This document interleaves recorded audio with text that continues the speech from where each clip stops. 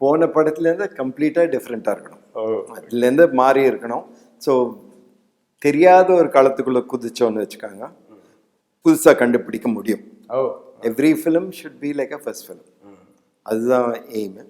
So முடிஞ்ச வரைக்கும் வந்து கண்ணு தெரியாத ஒரு காட்டுக்குள்ளே கொண்டு போய் விட்ட மாதிரி அங்கே தேடி துளாவி வெளியே வரலாம். ஒரு படத்துக்கும் அடுத்த ஒரு படம் முடிஞ்சதுக்கப்புறம் மேக்ஸிமம் அதில் கற்றுக்கிட்டதை எல்லாத்தையும் டீலேர்ன் பண்ணிவிட்டு திரும்ப புதுசாக கற்றுக்கணும்னு சொல்லுவீங்க. ஸோ ஒரு படத்துக்கும் இன்னொரு படத்துக்குமான ப்ராசஸ் என்னவா இருக்கும் சார் உங்களோடது? அது இது டீலேர்ன் பண்ணணுங்கிறது இல்லை, இன்னும் எல்லா லேர்னிங்கும் உள்ளே வச்சுக்கலாம்.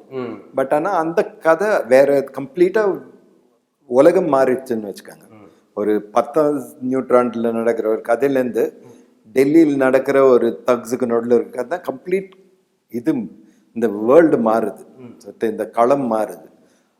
அதனால ஆட்டோமேட்டிக்காக நம்ம மாறி தான் ஆகணும்.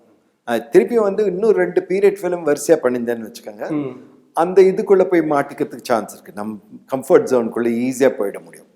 ஸோ அது கம்ப்ளீட்டாக மாறும்போது யூ ஹாவ் டு டிஸ்கவர்.